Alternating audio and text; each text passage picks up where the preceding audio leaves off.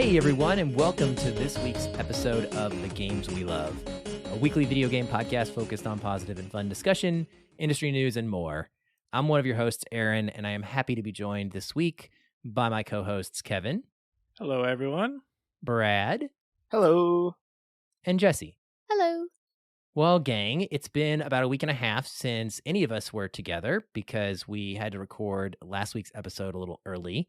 So nice to see everyone tonight. It's good to catch up. I'm excited to talk about some games for sure. And Kevin, you have done something game adjacent recently that I kind of wanted to hear about first, if you don't mind, because I'm extremely curious how this went down. So tell us about your interview opportunity. I'd be happy to. I got to do something really fun. We have Fan Expo St. Louis in town this weekend, which is our comic convention. And some people in St. Louis may know it as Wizard World. They were acquired by Fan Expo last year. And so now they've got more conventions under their umbrella all over. So this is going to be our officially first ever Fan Expo. But we've had the convention here several years. And we always have a lot of big names that come through, whether they be actors, comic book creators, artists, and some video game folks. And I had the honor of speaking to the voice of Mario for the last 31 years, Charles Martinet, and it was quite the experience.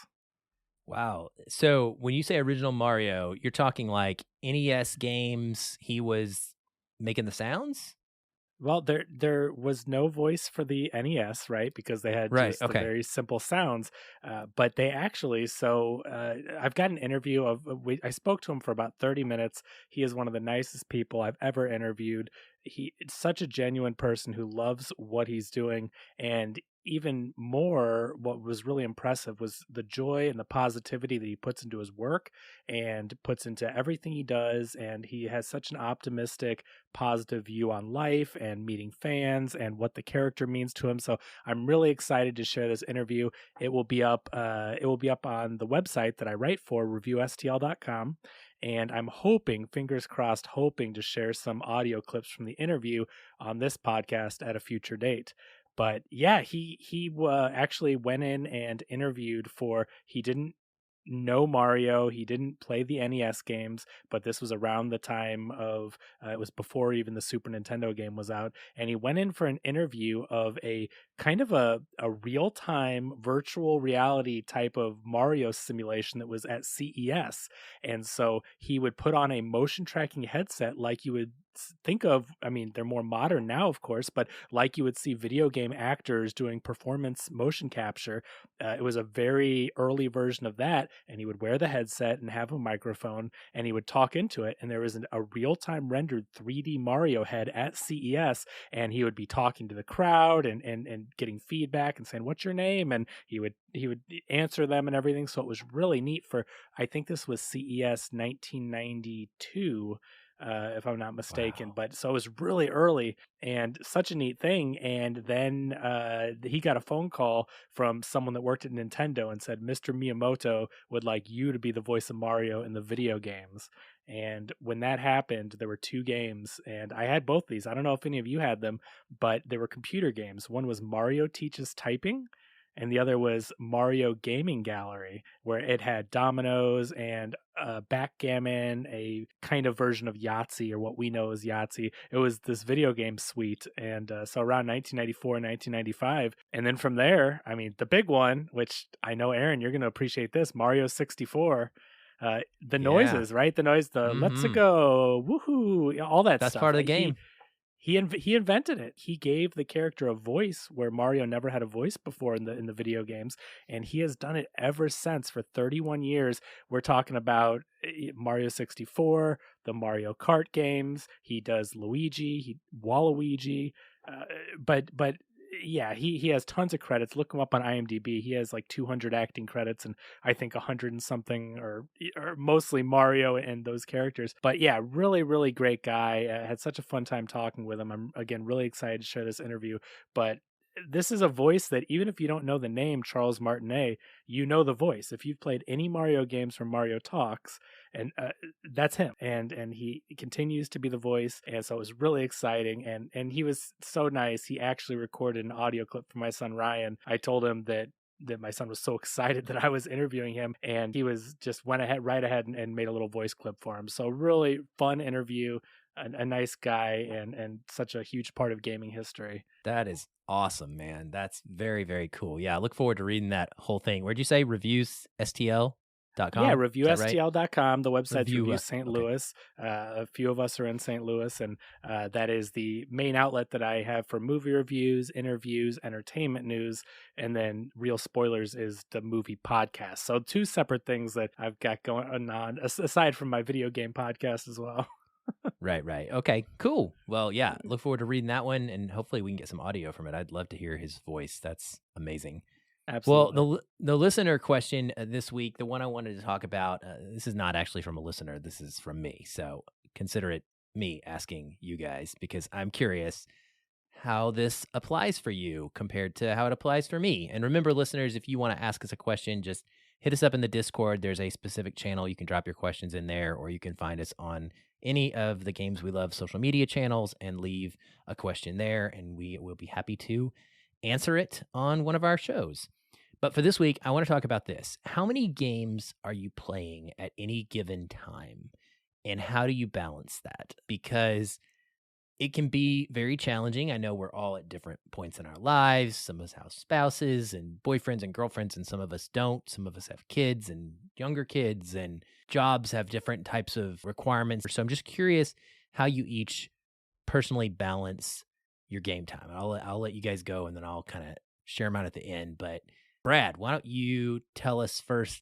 Yeah, it really depends on what kind of mood I'm in. If it's a narrative-driven game like the Uncharted games that I've been talking about for the last several weeks, I just do one at a time. I can't play more than one narrative game at the same time, because it's just I'm hyper-focused on one at a time. If I need to take a break from them, I can pick up Tetris or Overwatch or something to just change it up. But when it comes to the games that I really like, the Naughty Dog games and The Witcher and what have you, it's generally, for the most part, one at a time. So yeah, I've kind of changed that a little bit lately, as we'll talk about here soon. I just got Game Pass for the first time and picking up some things just to try them out. But a lot of the times I pick up a game and I play it to completion before I move on. So whatever mood I'm in, really. Cool. What about you, Jessie? How do you handle bouncing back and forth between games, or do you? Yeah, I definitely do, 100%. I don't think it's possible for me to play one game at a time with any sort of consistency. I'll play one game long enough during my usually short hyper-focus moments, but I don't know, I think probably, like right now, I've been going away at my time in Portia, so I've been playing it for about, 3 weeks now, I think. And between my time in Portia, I've also played a couple other games, including 2 Point Hospital, which I was previously hyper-focused on before I started my time in Portia. And I also started to play a little bit of Dragon Quest Builders as well, and kind of went back to my time in Portia. And then I also started playing a new game of I forget the full name of it, but it's like the Shadow of Mordor, like the Lord of the Rings game. Super gory, by the way. I close my eyes most of the time. But I mean, it's good. It's good. It's really impressive gameplay as far as like the looks of it. So I hop around a lot, and I'll probably be going back to, the survivalist game in between, as well as Pokemon Arceus and several of the other ones. I'll just randomly start picking up another game in between. But right now, I think my main focus is my time in Portia, where I, will jump back to that one after like a day or so of another game. In general, I guess what I'm getting from you is that you basically don't have any semblance of you're not trying to like beat a game and then go to a new game. You very much are just on a whim. That's really kind of how you follow approach the dopamine. Things. Is that right? Okay. I follow the dopamine. That makes sense. Okay, cool. Kevin, what about you? How do you balance your gaming? The only rule, because I don't get to finish many games, I like to play a lot of new games, but the only tried and true rule I have is I don't like to play sequels before the original games. I'm kind of a stickler. I broke my rule for Rogue Legacy because I needed to play the second one and be a part of that. But generally, like when we were talking personally, just in a chat, we were talking about games like Final Fantasy and moving on, especially if there is any kind of a story connection or whatnot. But I want to know the games that came before. I want to know if the fighting system is better, or if, you know, what they built it upon, or what I don't like about changes they made, right? And so I do like to play them in order of when they were released, and whether or not I finish them, I at least like to get a good amount of playtime in, and I would hope to finish. But as far as time goes, I just try to work it in where I can, because I do have 2 kids. I work throughout the day / watching kids when I need to, and I don't really have a set time. Like I don't do like in the evenings between certain hours. Basically, if I take a lunch break and I want to play a little bit of a game, or after I get all my work done at night, sometimes I play an hour at night and then fall asleep, or if I get hooked on a game 2 or 3 hours before bed. But I basically just try to fit in gaming wherever I can, because that, in addition to movies, which is another passion, as everyone knows, that's another one of my relaxation type hobbies where, like, you know, if I have free time and I don't have anything else going on, I try to throw on a game. And this podcast is definitely getting me to play more games. I really enjoy that, because variety and my attention span with, I know that I'm probably not going to be able to finish an entire game and roll credits on the ones I'm starting, but I do like to be able to see what's out there and be a part of the conversation. And that makes it a lot more fun for this podcast too, to talk to you guys about the games you're playing. Yeah, absolutely. You know, I have much more free time than most people I know, and just lucky to do that. And so even with my strong focus on movies as well, like yourself, due to the other podcasting duties and such, I still get in lots and lots of games. I am very much like Brad. So I play well, maybe more in one way. I'm like Brad in that I only play one type of one game. That's terribly worded, at a time. So I can only be in one narrative game at a time. I can only be in one RPG at a time. I can only be in one kind of indie game at a time. But I'm almost always rolling through multiples of those, right? And then always will break my rule, and I'll drop off of a big RPG in the middle of it, pick up another RPG to start. I love starting games. That's one of my biggest problems, is that I adore the first 10 hours of games. I love to try everything that's new, because I want to experience what's out there and the innovation and what's changed. And so it's tough for me sometimes to finish things, because I'm like, ooh, shiny, something released this week, and I want to try that now. And then I forget to go back to the old thing, or I lose time. But I'm almost always balancing 3 to 4 to 5 games at a time. I just try my hardest to keep them in different style of games, so that if I have a, you know, specific dopamine rush like Jesse for my sim, then I can go to X game. If I have a rush for a different type, I'll go to a different game. You know, as I've gotten older and changed my gaming style, because when I used to have more free time, I would play a whole Final Fantasy game and roll credits before I moved on to something else. But as I've gotten older and I have less time to dedicate to gaming, I do find myself more like Aaron is, and I want to start different games. And I also find myself appreciating the artistry and the creation of games. So I want to play more games because I want to see the artwork and I want to hear the scores, and I want to experience the game making and the development side of things. And so even if I don't finish a game, I still like to take in all those different styles and the different mechanics. When I get into some of the games I've played this week, I'll explain some of those things and what I appreciate about these new games that I'm able to try. And so even if I don't beat them, I at least can see what people are doing and how they're changing the way certain types of games are made and how they're evolving. And I think that's really fun to see what people are out there doing. Yeah, definitely agree with that. Let's go ahead and let's talk about games. Let's get into some of the stuff that we have been playing the last week and a half or so. And so, Jesse, you kind of led off a little bit with some of the things that you'd been playing. So why don't you tell us what has gotten the most attention from you here in the last bit of time? Yeah, so I guess I already kind of answered that. I'm sorry. So definitely my time in Porsche. I think I checked, and I'm pretty sure I'm at... Last I checked, I was like at 65 hours in or so, and I am currently at 80 hours for my time in Porsche.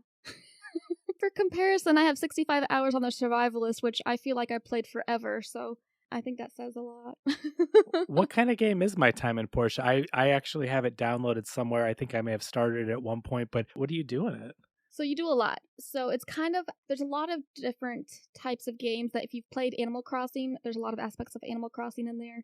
There's a lot of aspects of Harvest Moon in there as well. I think it's like a great crossover between those two. Plus a lot of different like special unique features that obviously it has. As far as the kind of game, like I'd have to look up to see like what it's technically designated as. I'm terrible at like knowing what games are what unless it's really super obvious, but it's just like I call it like a builder game. I don't know how you would define it. Are you kind of on a farm? You're on an island or a large plot of land, and you get a house, and it is like a farm-ish type area, but it's like a small little town. Yeah. So, yeah, I'm trying to see. I think I played this about a year ago. It sounds familiar because I know there's like a little house, and it reminded me because I think when you start, don't they give you a mission to go like grow a crop or something like that? In this game, at least, that was not my first mission, but you can grow crops. Okay. And, yeah, so let me see. What is this real quick? It's a single player. It's on Steam and Nintendo Switch. So it is labeled as RPG Open World Life Sim. So that's the kind of game it is. But yeah, you can you can mine in the mines.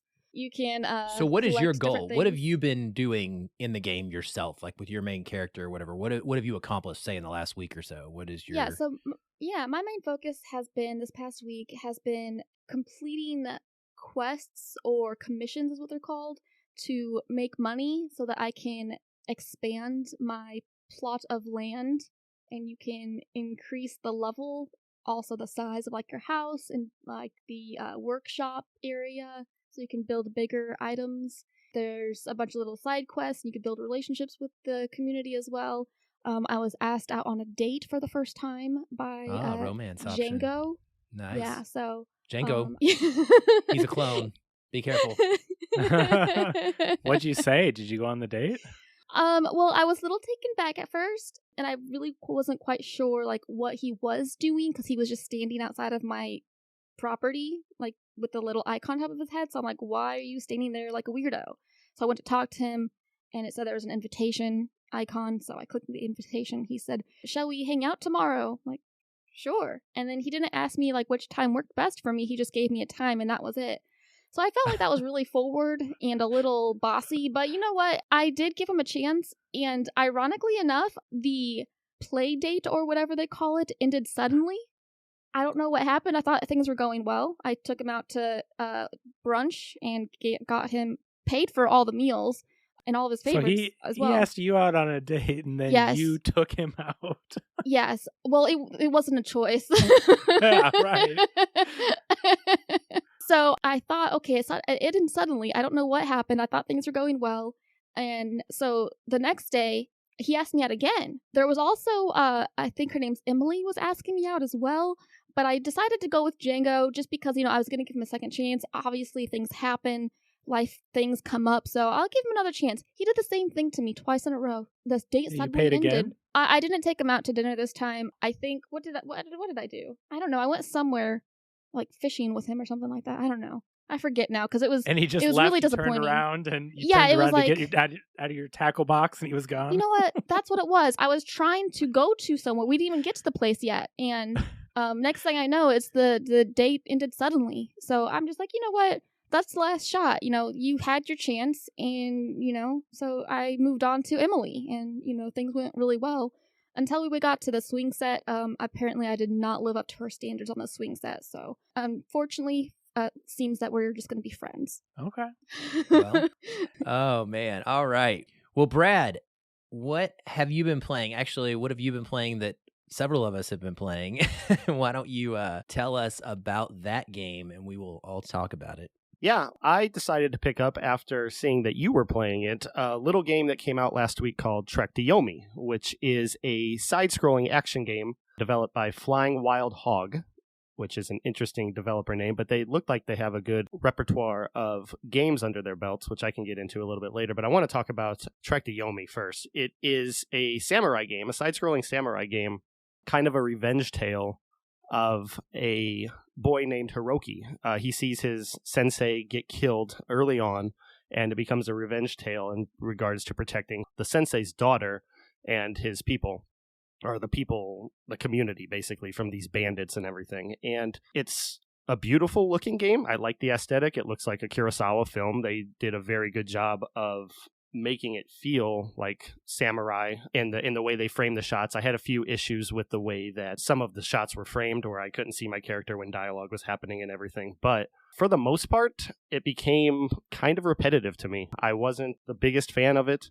By the end of it, I did enjoy the look and some moments in it. Some moments with the dialogue really cracked me up. And it was more so from the gameplay, in addition to the dialogue, where somebody told me I wasn't going to be able to get past them with their spear, and I just shot them with my new bow and arrow, and the scene was over. It cracked me up. So I had a really big moment with that. But by the 4th or 5th chapter, I was really feeling it drag along. And I heard you beat it in one sitting, Aaron, and I'm kind of impressed by that, because it took me 2 or 3, because I was getting more and more bored with it. Yeah, I did beat it in one sitting. It was about 5 hours, I want to say. I found it pretty captivating. I mean, I'm a big fan of the genre in film, specifically Kurosawa-type samurai flicks. And aesthetically, for me, it was just a complete win. It is a gorgeous game. It's black and white. The backgrounds, the sound, the way that the weather effects happen throughout the game, and they kind of progressively get new ones included in there. I just loved being in it and seeing it on my screen. And I knew that it was short going into it. So I knew that it was only about a 5-hour game to get through. And I enjoy that quite a bit, because I can just power on without worrying too much if it's not captivating me and keeping my attention. I definitely feel what you're saying. So for me, the story I thought was pretty simplistic and bare bones. It's just like very simple. Said, a simple revenge tale, right? It's okay, go save your village. It's every samurai movie. And it has a supernatural element to it, which kind of made it interesting. A little bit of a twist in the middle of it there. Won't go into details about how that plays out. I mean, it's in the name if you knew what the name meant going into the... I did not know what the name meant going into the game, but if I had Googled it, I would have, had my pre-knowledge of it. But yeah, man, I liked it. I thought that it was refreshing because the combat wasn't super hard. So for me, I was able to essentially button mash my way through. I didn't have to get used to the parrying system and perfect it. I did try something called one-hit mode, or it's actually, I believe, called the Kinsei mode. So when you beat the game, you can go into New Game Plus. There's a hard mode called Ronin, but there's a Kinsei mode. And it makes it so that both your character and the enemy characters all die with one hit. And it really makes you lean into the combat system in this game, because it's based on block, block, block, and perfect counterattack. And for me, going through it, I was able to manage that. It has incredibly frequent checkpoints and saves, which refill your health, that I was very happy about. And so it was more of like I was enjoying playing the movie, because I didn't have to worry about the difficulty. But this one-hit mode, I lasted, 5 minutes. And then I was like, yeah, not for me. And part of that is also because if you've played like a Sekiro or some of the more difficult Dark Souls From Software type games, they have similar counter mechanics and parry mechanics. But man, this game is not refined combat. It is just, it's not that crisp and clean, and the animations aren't perfectly timed to the point where you feel like you're always going to get that parry right. You can miss. And so the one-hit mode was just, to me, completely unfair and brutal, and didn't add any value. But I guess, there are probably people out there that would like to play it that way. And then, I don't know, the puzzle solving for me was kind of a little bit of a joke. I thought. Yeah. Yeah. I don't know if Kevin, did you get to the puzzle solving? I don't know how much you played this game. I don't think so. I don't really know unless I missed it the supernatural side, and you don't need to spoil it or anything, but I think I played it for a good couple of hours, but it wasn't Okay. holding my attention. I moved on to other things, so I loved the look of it, the aesthetic and the black and white, the film, like the little film pops and things. Yeah, I really appreciated it from visual standpoint. I think it was very impressive, but gameplay wise, and yeah, it just got to be kind of like I was playing a Devil May Cry game, where you're just like, okay, I get it. Like I'm hacking and slashing and I'm doing the same thing. And so it lost my interest. I don't know if I'll finish it unless you tell me I have to for the story. Yeah, going back to the abilities, they're very liberal with the abilities that you learn, and in Chapter 7, there's the last chapter of the game, they're still giving you new abilities, but throughout the entire game, I was essentially just doing the same thing over and over again. On normal mode, I would just parry the guy, get behind him, slash him a few times, and a lot of them were one-hit kills too. It became very repetitive, but it worked, so I kept doing it, and I was never inclined to ever use any of the new abilities. And there was probably a dozen, if not a couple dozen, of abilities that you learn throughout the thing. But I don't want to keep talking about things I didn't like. There was some really cool things where they give you kind of a fork in the path of where you're going, and you'd be rewarded if you take one of the other ways, and maybe you can wipe out a whole slew of enemies by environmental kills and stuff, and finding health upgrades and stamina upgrades and things like that. But it always, goes back to whatever path you take, it gets you back to where it wants you to be to continue the story. So I did appreciate that. It did the one thing, though, that Aaron and I talked about on the Discord, though, that I absolutely hate in video games, where a boss fight thought I was doing really well, and then it forced me to lose that fight to continue the story. That was the end of Chapter 3. So if you didn't finish Chapter 3, you didn't really get to the supernatural element of the game. But what I did find out in further research was that you can win that fight as long as you don't get hit, and there's a secret ending. I don't know what that secret ending is, and I don't really care to go to play through it and try to find out. But I thought that was actually kind of cool, and to make up for the fact that I was forced to lose that fight. When it was going so well, and then suddenly I was like, oh, cutscene, and it's over. Other than that, I ran into quite a few bugs. I'm not going to list them off or anything. That, again, with the combat, a lot of the inputs weren't working correctly for me. It was kind of making me more frustrated than anything. But yeah, that was my experience. The puzzles were way too easy.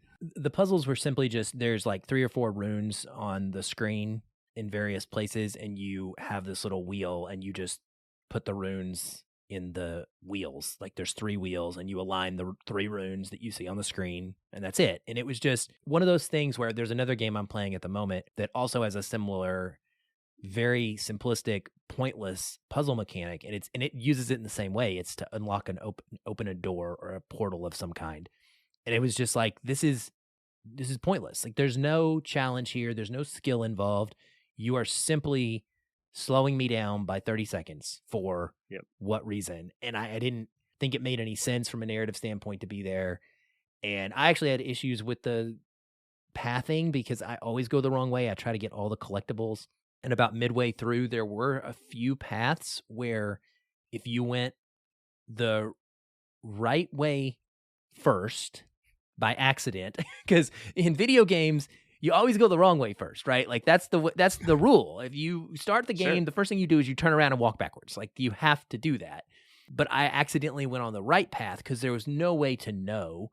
And I got locked out from being able to go back and check this branching path that I was just right there behind me. And that was frustrating to me because there's no chapter select on this game. So if you're in it to trophy hunt, you got to play through the whole thing if you miss a collectible. But if you haven't clicked the new, like you said, they're liberal with the save points and the health finishes. I did a lot of reloading. If I hadn't hit the new save point yet, and I realized I probably shouldn't be here yet, I just reload my checkpoint and then go explore what I didn't. So there was a lot of that going on too. Well, that's interesting. Overall, I had a pretty solid experience. It sounds sort of negative. I actually like the game, and I like the game because it's 5 hours. For me, it was short enough that I was able to like get through it, and I had a blast with, like I said, just being in that world, even though it does get extremely repetitive even in the 5 hours. So it's 7 chapters, about 45 minutes each, and you're going to fight the same type of enemies. You'll fight the same type of human enemies, then you'll fight the same type of supernatural enemies, but it's just the same thing. And there's very little diversity there. Definitely very little diversity in the combat that you don't need to use it. Like Brad said, it's the options are there. You can do all kinds of cool moves and stuff apparently, but you just don't need to. So why would you? Why wouldn't you just mash your way through the game and finish it faster? So overall, I think it sounds like we were in a very similar place on Trek to Yomi. I mean, that's kind of how I game when it's like Mortal Kombat, for example. Like, you can have all these fancy moves, but I just find the one move and I just use that over and over again. Yeah. Find what works. No, absolutely. Use what works. Yeah, I'm definitely in that same boat. I'm not a combo person. I'll do the basic ones, but yeah, if I'm playing Mortal Kombat, I'm not learning 50 different moves. And in this game, when they were like, "Oh, you can do X, Y, Y, B, Y," I just like, no, I'm not doing that. I just don't have the time to. My patience is not there for those kind of combos. Like, I'm trying not to die. You think I got time to do all these different combo move buttons? Right. Yeah. I mean, if they're necessary, it makes sense. But they're not in this. Yeah, if you can't move on or something, it's one thing. But yeah, if you're just telling me like, oh, but it's really cool if you do this spinning attack, whatever, jump thing, it's like, no, I'm not going to learn to do that. I mean, but it's like... basically like black and white Limbo or side-scrolling Ghost of Tsushima. So if those two things appeal to you, this is a game you should definitely check out. And it is on Game Pass, like Brad mentioned. So, it's free to check out if you have a Game Pass subscription. So it's well worth, that's the beauty of Game Pass. We will champion it, I think, all the time on this show. Kevin and I both, especially, Kevin, that's why he played it for an hour or whatever and then said, nope, I'm going to move on. And yeah, I love the experience. I love that I got to appreciate the artwork, and some of the mechanics were really neat. I do like what Brad was mentioning, where you can go on a different path and you can pull a column out and make people fall from a bridge or whatnot. There are ways to attack enemies and do more stealth, which, one of my favorite games of all time is Metal Gear Solid. So if you can give me stealth mechanics and I can do sneaky stuff like that, not have to get right into combat, I'm always up for that kind of thing. And I did like going and getting power-ups and taking different paths. As we know, I'm more of a completionist where I like to explore every room and get every upgrade. And so I did enjoy going into all of the houses and trying to beat the enemies there and getting their upgrades and different weapons and things. But it's a neat game that I'm glad I played. It didn't really hook me though, and that's the beauty of the old Game Pass. Well, what else did you play, Kevin? Because I know that you had a couple other experiences this week. Yeah, so I got to play 2 other Game Pass games, which were really fun. I will tell you the first one that I played the most and I was the most into, and that is called Turnip Boy Commits Tax Evasion. Have any of you heard of this game? Yeah, it's on my list. What? No, but I really want it now. Right? Okay, that title hooked me. First of all, it's a very cartoony world. Does it teach you how to do it? No, but the main character is a turnip called Turnip Boy, and it's cartoony. They are different vegetables and fruit with eyeballs and talk. But the thing is, Turnip Boy does not talk. And so, first of all, the game is laid out like The Legend of Zelda: A Link to the Past on Super Nintendo, which is one of my all-time favorite Super Nintendo games. So when I saw this and noticed the gameplay mechanics were just like A Link to the Past, I was super stoked. But it has the humor of something like a Borderlands. So you're in this Link-type world, but all the characters are very silly. They say ridiculous things, and you're talking to the mayor of the town, or you're talking to you're talking to carrots, and you're talking to a watermelon, and all these different type of fruits and vegetables. But the game starts off where the mayor of the town is like, you need to pay your taxes. You haven't paid your taxes. And so you're going to go to jail, basically, if you don't do all these quests. So you set out on your quests, and everyone you talk to is super silly or super ridiculous. But it's a really fun game. You go and you find a weapon, and then once you have a weapon, you learn all these different abilities. And so I was having a great time with not only the gameplay mechanics that I know and love from the Zelda type games, but the dialogue. It's ridiculous. It's my type of humor where you're unlocking different items and they pop up on the screen like you found a whatever, and it's just something so goofy and ridiculous and outlandish. I loved it. And there's this one scene where you go and talk to a pickle gang member where he's in a jar and he's like has 2 other little cronies. It's that type of humor where it's so absurd and ridiculous. Is the cucumber named Larry by chance? No, I don't think he is. No, I'm sorry to say. But do you talk to tomatoes?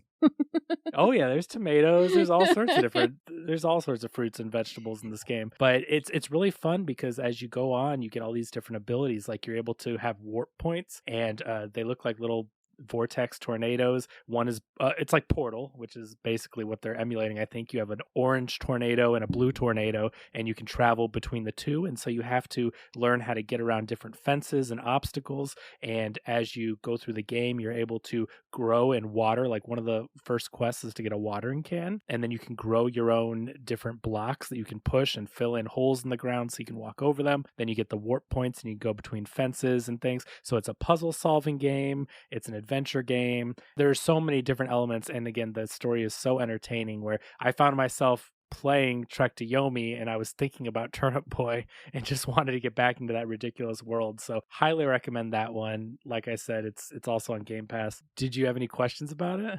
All I just want to be in also 50% off in the on the Nintendo Switch, and I just bought it for 50% off. Yeah, it's so fun. I just want to be in the pitch meeting of how this game was pitched. Like, what if a turnip evades taxes and then just build a whole game around it? You know, it seems so wild. Yeah. But I'm looking at screenshots of him walking around this, like you said, Link to the Past kind of map. Even the trees and everything look like Link to the Past, and all these produce just standing around waiting to be talked to. You know, they're just out there on the map, and you talk to them, and they have very silly things to say. There was a little baby, I think it was peas in a pod, and there were the little baby ones, and one of them said goo goo gaga. I went to the second one, it said goo goo gaga, and I went to the third one, and they're like, well, hello there, gentlemen, I can see that you're wondering why I am able to speak so eloquently. Like, it's that kind of game. It makes no sense that there's this one that can talk really well. That makes perfect sense to me, actually. Right, I know, exactly. It's totally on brand, like my sense of humor, and it makes the game very entertaining where you actually want to talk to the characters because they're so outlandish. I really want to go back to the pickle in the jar with the mustache and like the gangster hat, and he has his two cronies, which I can't remember what they were. I don't think they were pickles, but he says, I took some screenshots of dialogue and I really wish that I had them. They're still on my Xbox, I think, but the things that they say are so funny and it was cracking me up. So that is a game I'm going to be going back to next week. And I would recommend, if you have the chance to either play it on Game Pass or pick it up on sale on Switch, super, super fun game. And then another game that I played was called Research and Destroy. And I thought this one was really interesting because it's like a real-time strategy game, but it's also a first-person game. So the real-time strategy part of it is you have a timer, and I believe each character has 8 seconds to do anything. So if you move, if you fire your weapons, but they set up this story in a really fun way. Again, I love these games with their humor, and Borderlands is one of my favorites. So when I refer back to that, I love that style of humor. But the world, basically, humans were wiped out, and the demons and monsters and zombies were able to live in peace and harmony. But then all the humans that were survived in underground bunkers started coming up, and now the zombies their world is getting turned upside down, and you play these human scientists that were in these underground bunkers. And so you have these different ray guns and bombs that you throw, but you have that 8 seconds to move, and then once your turn is over, all your characters get 8 seconds to do their movements, and then the zombies get to attack you and respawn and do all their stuff. And the goal is to either get to a van to escape, or get to different items that you're researching to try to help you on your journey. And so each level that you get to it's this 3D world. And so I really thought it was innovative, the way that you have that strategy element, but it also, when you control the character, you go into that first person mode and can choose to solve the level and destroy the enemies however you choose. It was really neat. Have any of you guys heard of it or played this game? No, not here. I haven't, but that's it's a new one uncommon. on Game Pass.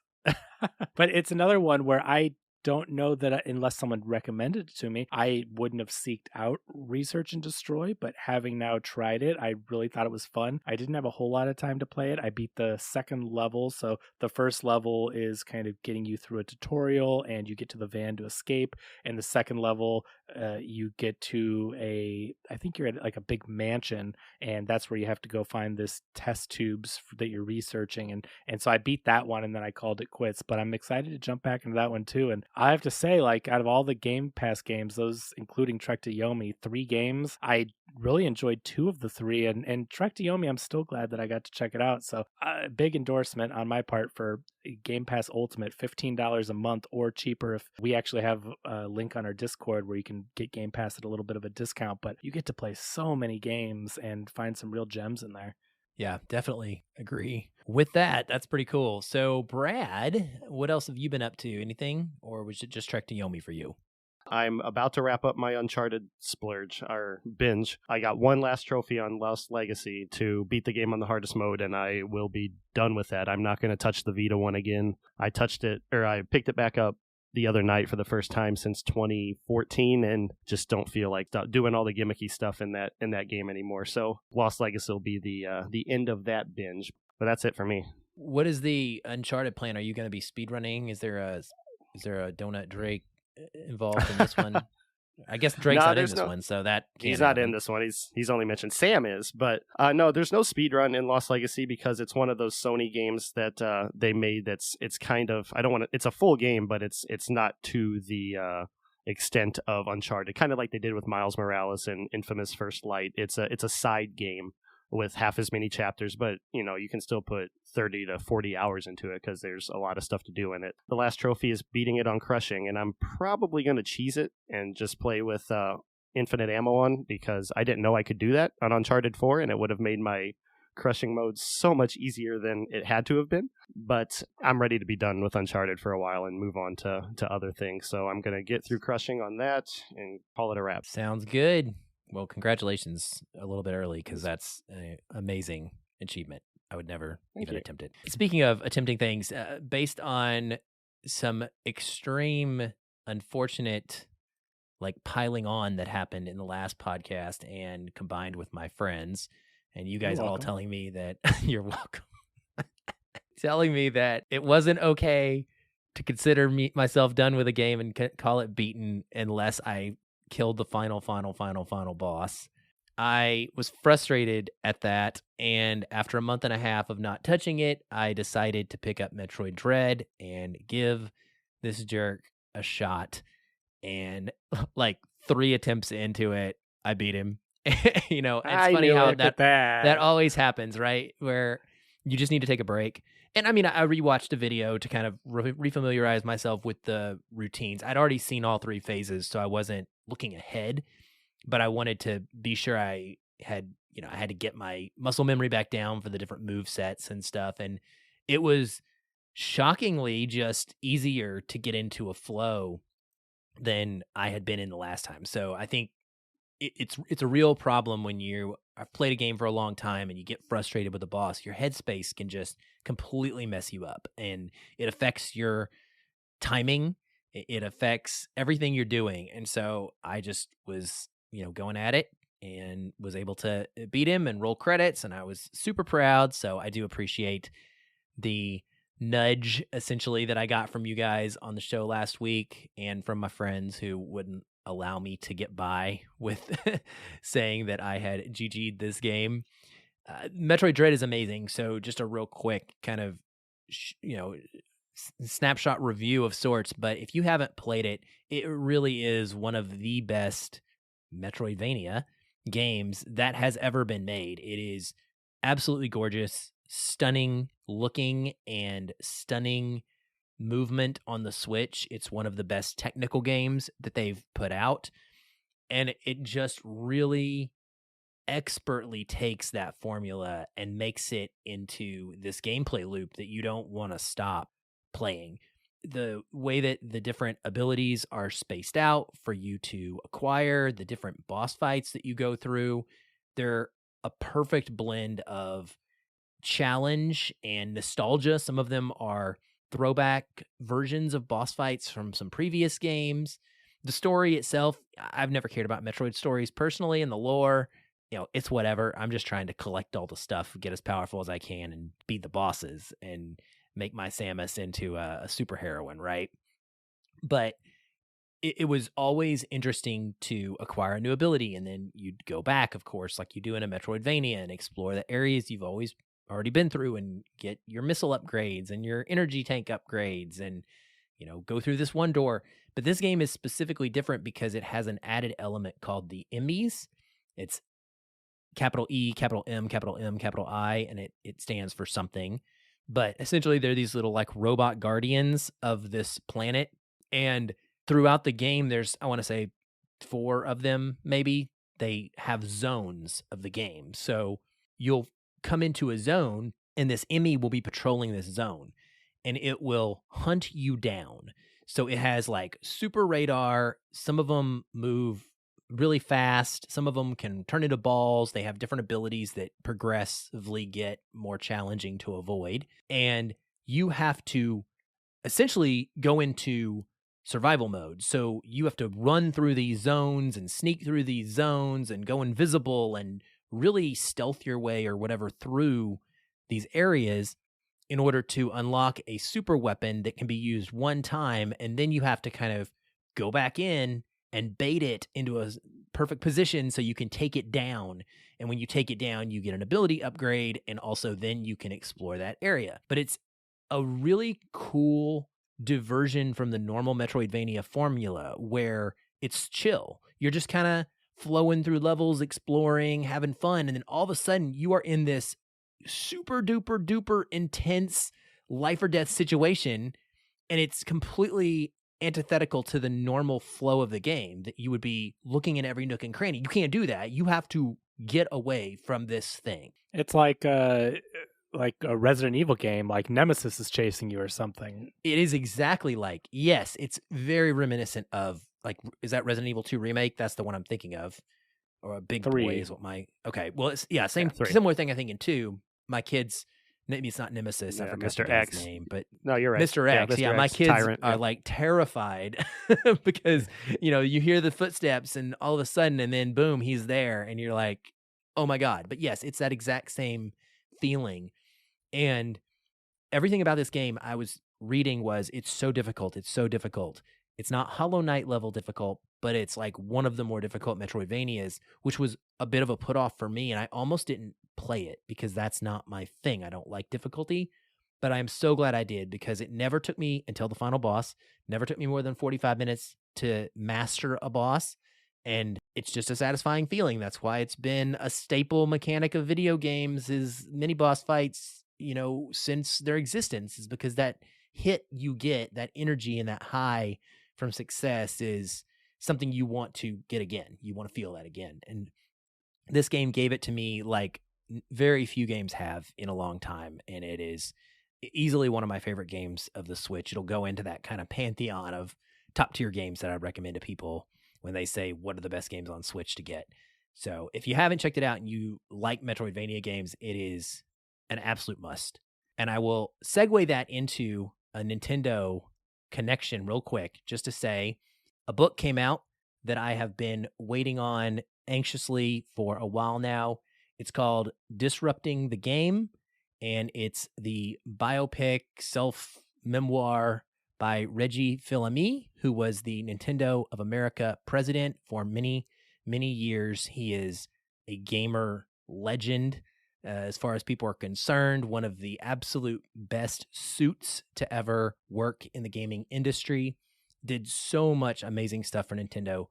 And I read through it in 3 days, or listened through it in 3 days on Audible. It's a lot more business focused, and that's kind of what I want to point out here, is for anybody who knows about it, it's the kind of book that is about him teaching how he went through life in his various stops. He was at Procter & Gamble. He was at Pizza Hut, Panda Express, things I did not know. He was working his way up as a brand manager long before he got to Nintendo. And it's got a lot of these little like nuggets and business lessons, but they're very digestible. And each one ends with a little section at the back of the chapter that is called a takeaway, or I think it's called the so what point, where he's like, so what? Well, here's the piece of advice. This is what I'm trying to tell you about how to be a leader, about how to approach this situation. And it's the kind of advice that you can easily parlay into your own life experience, your own career, whatever that may be. Many of these stories were. So it was really good stuff. The Nintendo focused stuff was obviously my favorite. Learning about his relationship with some of the Japanese higher ups in that company that we have come to know and love and adore, and just how his whole experience of engaging in that culture and then leading it from America was. He talks about being a gamer himself. It's funny you talked about A Link to the Past, Kevin. He talked about how he became a gamer with the Super NES. He didn't have a Nintendo, but he had a Super NES. He became obsessed with it. I want to say it was in college. And he said, over 70 games. He 100%ed them all. He was a completionist freak. So he would never stop until he had full completion of a game. And then A Link to the Past was his favorite game. And he bonded with his son over it. He even tells a story in the book about his son playing a boss on his save file because his son couldn't get there. It's a really cute story. It's really, really good. It's really worth listening to, in my opinion, or reading. It's read by Reggie himself if you get the audiobook, and he is one of the most articulate, well-spoken people you will ever hear. He has a super calming voice, and for me, it was really easy to understand listening to these lessons how people could fall under his leadership and how that helped him in his career to get where he was. It wasn't about advancement for himself. He really does put other people first, and he really does think about things in a critical way that is a very good, positive thing that we all should take away from that. And the last thing is that the audiobook has a special bonus 50 minutes of content, which is an recorded interview conversation between him and Jeff Keighley, where they talk about their history together, about E3 events that they did, about the Game Awards. And it's very much more gaming focused for that 50 minutes as they reminisce. And it was a real joy to listen to that part in particular. Some stories and things that I remember witnessing firsthand. So I think it's great. And anybody who's a Nintendo fan, or anybody in the business world, really, for both of those, it's worth reading. That sounds awesome. Just yesterday, Nintendo dropped a new Indie World showcase. They have been doing this a lot lately with their Indie World events where they don't really give us a lot of notice. They're just like, hey, guess what, guys? This is coming tomorrow at 7 a.m. Surprise. And I always get excited to see the same couple of things, and I never see those things. But we did get a bunch of games revealed in like a quick 20-minute showcase, which was a lot of fun. And there were quite a few, just ton of indie, different genres and different types of games. So if you guys got a chance to see this, I wanted to ask you first, is there anything that stood out to you in this Nintendo Indie World from May 11th? I took note of quite a few. I'm not really big into indies when they're coming out, and when it comes to these indie showcases, like for the last couple of years, it's all been about where's Hollow Knight, Silksong. So always let down that there's no news on that yet. No, I took note of quite a few of them that caught my eye just for the art style mostly. I don't like a lot of card games besides Inscription last year, but Wild Frost looked like it could be a lot of fun. There was one just by the title alone called Gunbrella. It was like a cowboy, and it's by being published by Devolver Digital, which is they published Trek to Yomi and all kinds of other good games in the past several years. But I love Devolver. Yeah, so that, just by name alone, how cool Gunbrella sounds, and then being published by Devolver, that kind of got my attention there. Silt was like some kind of underwater exploration game. It was black and white. I really love the art of how that looked. It kind of reminded me of Limbo, a game I played last year called Gris, another game published by Devolver, but also a little game by Insomniac several years ago, maybe 2015, called Song of the Deep. I don't know if anybody's played that or not. That kind of caught my attention. I think that's actually coming on all platforms in June. And then Wayward Strand kind of reminded me of Jessie because it's a hospital game. I don't know. It sounded like it sounded kind of cool. Yeah, where you're a little girl named Casey and she's going around and kind of getting to know the people at the hospital. I don't recall what the objective of the game was, but it was kind of cool because you can eavesdrop on the doctors. It's not me.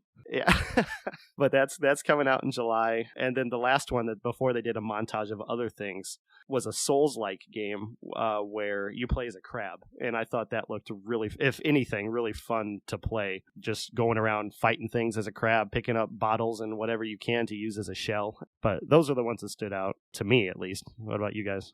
Yeah, I think the one that you mentioned, the ship hospital, that one did look really cool to me. And I don't really look through the whole trailers of everything. but like the Silt one, I immediately thought of Limbo, and the other one that's like I forget what the other one was called, like Inside, I think. Fantastic games. I don't know how similar it's going to be, but as far as the art style, it reminded me a lot of it. There was one I forgot to mention called We Are OFK, or of K. It's going to be a weekly episodic game. It kind of reminded me of Life is Strange, just for the episodes, really, not the art. But apparently it's, from what I understand, a real virtual band, and it's like a game about them coming together. I don't really understand what it is yet, but the art style and everything looked really interesting and looked like it was going to be episodic, and kind of caught my attention as well. Yeah. Yeah, the other one I was looking at was Wild Frost. That was the one that was mentioned as well by you. It sounds like a builder game, and you can, customize and upgrade companions. So, and like with the cards, yeah, but I think with this one, it makes me feel like it could be similar to kind of like Pokemon type thing. So yeah, I'm always caught with that. Yeah, it looked interesting enough, and I thought, if anything, it was just cute. Yeah. It's my most anticipated game out of this by far. I adore roguelike tactical card games, deck builders, Slay the Spire, Monster Train, you name it. If I wasn't so addicted to playing new games and trying to finish everything, I would spend all my time just wasted in losing runs of Slay the Spire over and over and over. It's a genre that I love, and this looks like a Slay the Spire and Grindstone mashup to me. The art style is more of a Grindstone cartoony look.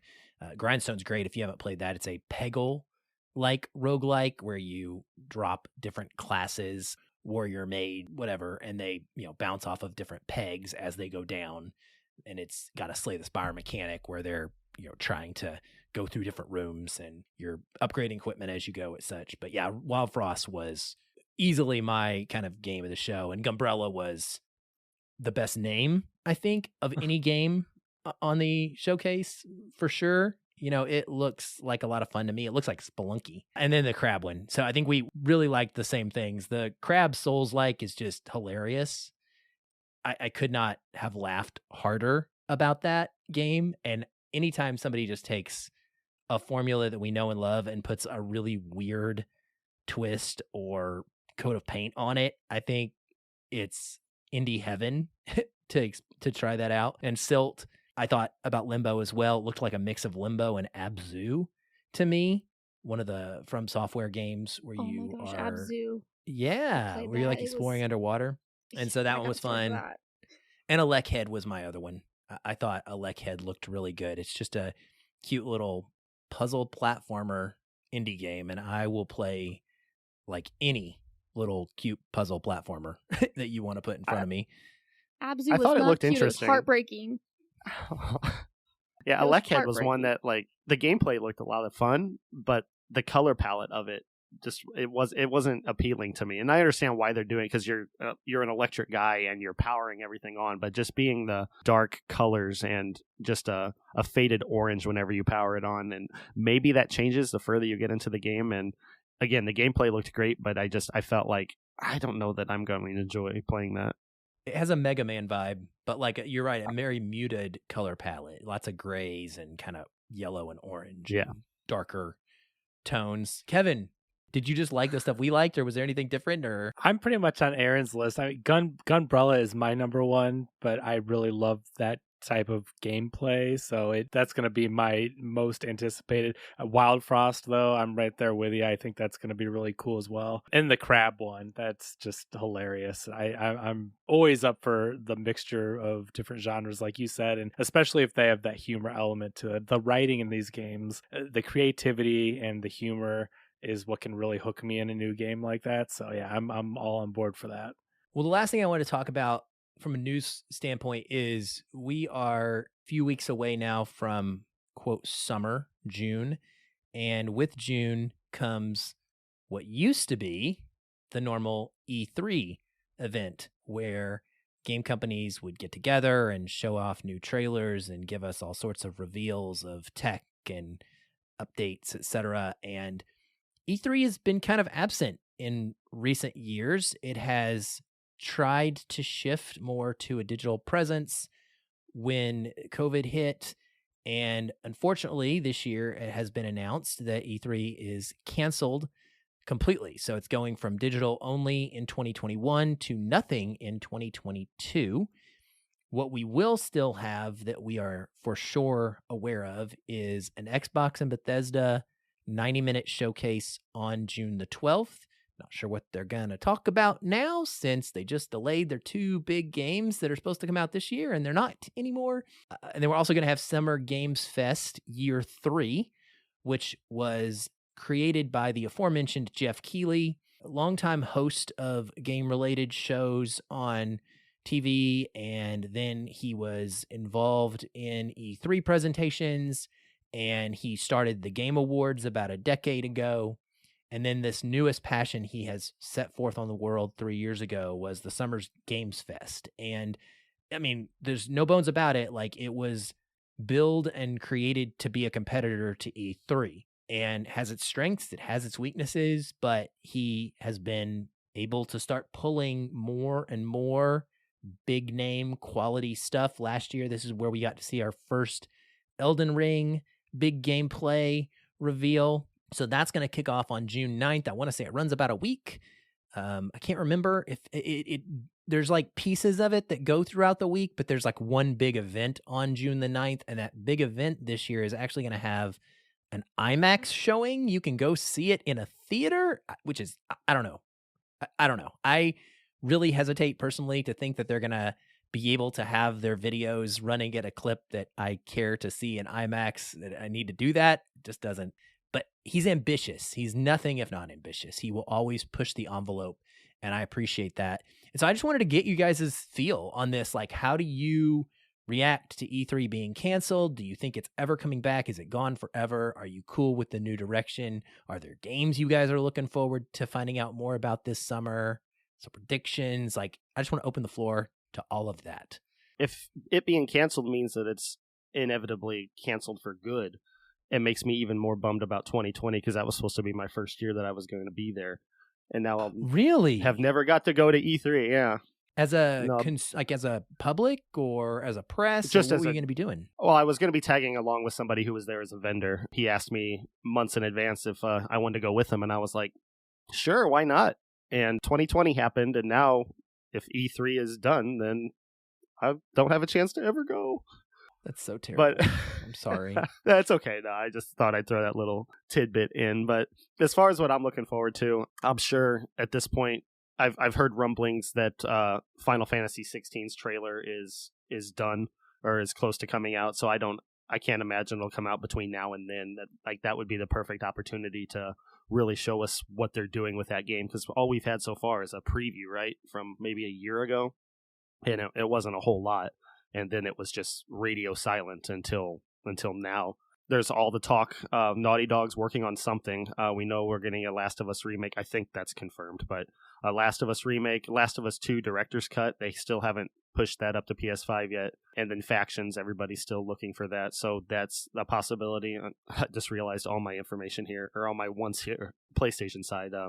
If Ragnarok is coming out this year, God of War, maybe we'll get a big showcase there. But now I'm starting to wonder if Sony will just do their own thing between now and whenever as well. You know, this might be more independent publishers rather than first-party exclusives. Yeah, but my list was Final Fantasy 16, something with The Last of Us, Ragnarok, PSVR 2 is supposed to come out this holiday, so it'd be a nice opportunity to showcase some of that stuff. But again, could just be a Sony showcase like Xbox and Bethesda's doing. So that's all I have on my list at the moment. I mean, you're not alone. I haven't been either. And, you know, now that I've started to get into the streaming world, I'm starting to look forward to those kinds of events. So seeing that it's canceled and potentially like maybe forever, I don't know. That seems really sad to me, that, you know, because I was getting excited to be able to kind of like participate in all these different things. But I have a hard time believing anything's ever truly dead when it comes to that. Like when it's so big, you know, when it's been such a big thing each year. And yeah, I just really have a hard time believing it's going to be dead forever. So hopefully it'll come back and then we can all go. Yeah, I like the optimism. Thank you. I think someone will pick up the slack if Yeah. E3 and however it was existing, if it's done for, someone will pick it up. There's always going to be room for these big conventions and people coming and getting hyped about games. I think there will be something, and this has just been a really hard couple of years, and all these developers have also realized that you don't always need to go to this one thing. You can have your own showcases, and I've never been to E3 either, so it would be fun. But on the other hand, I watch the videos of the live streams of different announcements, and I really enjoy that. So to me, it's not, I like that it exists. It's not really affecting me because I haven't been and don't have necessarily plans for going. But I do like that people have a place to go and play things hands-on and get excited about games. And we'll look forward to going to whatever, whether it's E3 or the next thing eventually. Yeah, so I actually have a very different opinion, I guess, on it, or not opinion, but prediction maybe. And I think it is dead. I think it's gone. I think that the way that the event was structured, it existed for kind of two purposes. And it's not a con. That's the difference, is it's not PAX. It's not meant for fans to come to and spend all their time getting to know the games. It is an event and a showcase for game developers to come together and for them to be able to kind of peddle their stuff together and share, and an outward facing showcase to the world. But as we've gotten to this internet age, you don't need the audience there. The audience is inconsequential to this. Like, they have proven now that digital events can be just as compelling and work just as well. And I truly think that with Jeff getting these publishers now, he's had the ability to do that. I think this is a huge year. Like you, Brad, my list is all Sony stuff, and Sony may not even participate, but I think Final Fantasy 16 very well could be the thing, the Elden Ring at Games Fest. I really do. Like you said, the trailer is done. We've got confirmation of that. It's the perfect one to put there, and then they can do their own showcase to show off Ragnarok, and I expect some Marvel Spider-Man 2, some Marvel Wolverine, maybe some quick teasers of that go beyond just announcements from Insomniac. The Last of Us remake was on my list. I'm almost 100% sure they're going to reveal that. But I think that with Jeff getting 3 years under his belt of essentially an E3 killer, if they're doing that not electronically, digitally, right, for the world, they don't need E3 is what I'm getting at. They don't need someone to organize it for them. Xbox does it themselves now. So they don't need somebody else to like tell them you can come on at this time on our stage, yada, yada. Xbox, I can do it whenever I want. I'm making my own rules, and it's worked just fine. It's worked for Sony. It's worked for Nintendo. So if the big three don't need them, if Summer Games Fest is picking up the slack and covering a whole bunch of the indie stuff, I just don't see the purpose, because networking has become digital as well. In a COVID world, we've started to get used to that. So I would be shocked if it came back. My Nintendo predictions are simply that I'm going to will this into being. I think that since we're not getting Breath of the Wild 2, that they are going to give us the Wind Waker and Twilight Princess Switch ports. I'm begging them to do that since Wind Waker is my favorite Zelda game. But I just, it makes sense to me that they would need to get Zelda out this year. You need to put a Zelda out in the 12-month period or whatever. And if you're not going to have Breath of the Wild 2, then this would be a great thing to fill that void. And I think Hollow Knight Silksong, I'm just going to keep predicting that too until it happens. That and Sports Story, that was my other indie that I mentioned earlier that I'm always looking forward to. It's the sequel to a Nintendo indie game called Golf Story that is phenomenal. And only this one's going to kind of broaden it into a whole bunch of other sports. And they announced it. It was due out like 1.5 years, 2 years ago. And then it fell off and never came out. And we haven't got any new updates on it. And it's very sad. So I would like to see more on that. What do you think, Kevin? Am I crazy here? Am I off base in thinking that it isn't going to come back? No, I mean, I do feel like with all the different showcases they do and digitally, it works very well. So I can see how if it doesn't come back that they can handle it. But I don't know. I still think there's something about being there in person, even though I've never been to an E3, but I've been to CES, I've been to other type of trade shows, and I do think there is something about networking and being hands-on with things. It just feels to me like, I don't know, maybe I'm just optimistic about things. I don't want things to go completely digital, right? Like, it's talking to people face to face and being able to try the different games and electronics and VR and whatever they're doing. I don't know. I think that there is still a room for that. Yeah, I agree. I think that when it comes to the digital side of things, like, especially us all experiencing the quarantine, like, I just can't believe that we're going to be like, oh, no, we don't need it. We could just be digital. Like, people are going to want to be social. Like, a lot of people would do these things for the social aspect of it as well as the hands-on. That's really important, I think. And I don't know. I kind of am hoping and thinking that maybe because of all the hardships and everything, and obviously it takes a lot of money to run these things, so I'm thinking maybe they're just going to take this year off, kind of rerun some numbers, re-strategize, come up with a new plan with the new world, essentially, is what it's become. And, kind of find how to continue to grow, not only because you can't stay the same in the world that quarantine and COVID has caused us. So I'm hoping that maybe they're just like getting their business plans in order and kind of rethinking how they do things and coming back, in a new, better-ish way, at least from a social aspect and hands-on aspect of it. I definitely think that, that would be important. But if not, maybe, they come back after they have their year off and it crashes down, and then they just give up maybe at that point. So 2023, when they open up again, we all gotta go, because that might be the last time. Yeah, no thank you for me. I have zero desire to go to an E3. Like you said, it's a trade show. That was the word I was trying to find earlier, compared to a convention. I go to PAX every year, and that's what I want. I want to walk around and play all of the games, and I want to go to panels, etc. And E3 is built for trade. It's not built for fans. It's not, and it does not exist in that same way. Yeah, it definitely has to fit a certain audience. Somebody like you obviously isn't gonna find much value in it, whereas like other people that, like I definitely feel like I would find value in it, partnering up with, networking with the designers and whatnot, versus like truly like a con would offer. So I think it depends on like who you are, and there's honestly so many different companies out there that do network, and that's kind of the, I've worked in industries where we go to these giant conventions that are just for the industry, but because there's just such a large amount of them involved, like that's kind of what they're mostly for. So I think that's, still has a lot of value for even people that aren't necessarily in the industry but can, benefit from that industry and networking within it. Fair, for sure. All right. Well, before we go, quick reminder that Kevin has generously put up a copy of Cyberpunk 2077 for one lucky winner, someone who has left us a review on Apple Podcasts or on your podcast app of choice, but we definitely want them on Apple Podcasts. So if you have the ability to leave them there, we would be much appreciated. We're going to have that run through the month of May. Is that right, Kevin?